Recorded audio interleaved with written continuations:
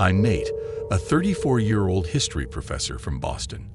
I've always been skeptical of the supernatural, firmly rooted in the tangible world of facts and evidence. But a recent experience at an old, abandoned mansion in upstate New York has shaken my skepticism to its core. I was there to research the history of the place, rumored to have been the site of strange occurrences. What I found was far more disturbing than I could have imagined. The mansion was a decaying relic from the 19th century, once owned by a wealthy industrialist named Henry Morgan. Morgan was known for his eccentricities, and after his sudden disappearance in 1897, the house was left to rot. Locals avoided it, claiming it was haunted by the spirits of Morgan's family, who had all perished under mysterious circumstances. I didn't believe in ghosts, but the story intrigued me enough to spend a weekend there. On the first night, I set up camp in what must have been the library, a grand room with high ceilings and walls lined with dusty bookshelves. As I was sifting through old journals and letters, I found one particular journal belonging to Morgan's wife, Elizabeth. Her entries became increasingly erratic, describing how she heard whispers at night, voices calling her name. She wrote about feeling watched, about seeing shadows move on their own. The last entry ended abruptly. "I can't take it anymore. The whispers won't stop. They want something." That night, as I lay in my sleeping bag, I started to hear faint sounds, like someone whispering just out of earshot. I tried to dismiss it as the wind or old house noises, but the whispers grew louder, distinct.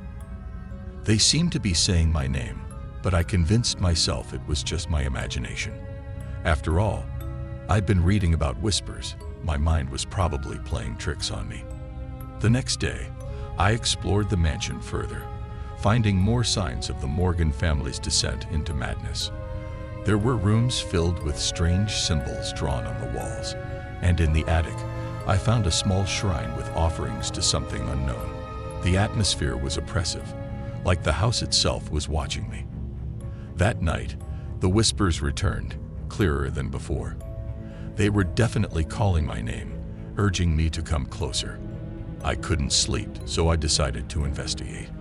As I followed the whispers, they led me to a hidden door behind a bookshelf in the library. Beyond it was a narrow staircase leading down into darkness. My flashlight flickered, and a chill ran down my spine, but my curiosity pushed me forward. At the bottom of the stairs was a small, windowless room. In the center was a large, ornate mirror covered in dust. When I wiped it clean, I saw a shadowy figure behind me. I turned around quickly, but no one was there.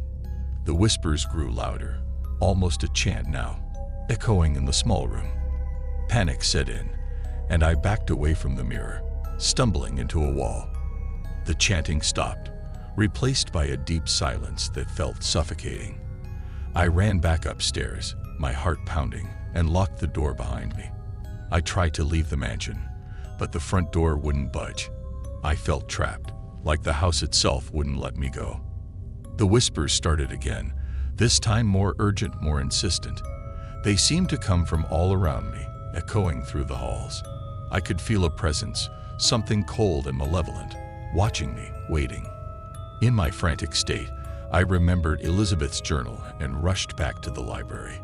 Her last entry mentioned a way to appease the spirits, a ritual involving the mirror. I found the instructions and with trembling hands, followed them. I placed candles around the mirror and chanted the words written in the journal.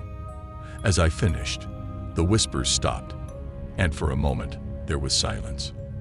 Then, the mirror cracked, and a cold wind swept through the room, extinguishing the candles. I felt something pass through me, a chill that left me gasping for breath. The whispers had stopped, but the feeling of being watched remained. The front door had finally opened, and I fled the house, not daring to look back. Since that night, I've been plagued by nightmares and a constant feeling of being followed. The mirror's crack still haunts me, a reminder of something left unfinished. I don't know what the whispers wanted, or if they're truly gone. All I know is that something in that house reached out to me, something dark and ancient. I've left my research on the mansion, unfinished, too afraid to go back. The whisper of shadow still lingers, a chilling reminder that some things are better left undiscovered.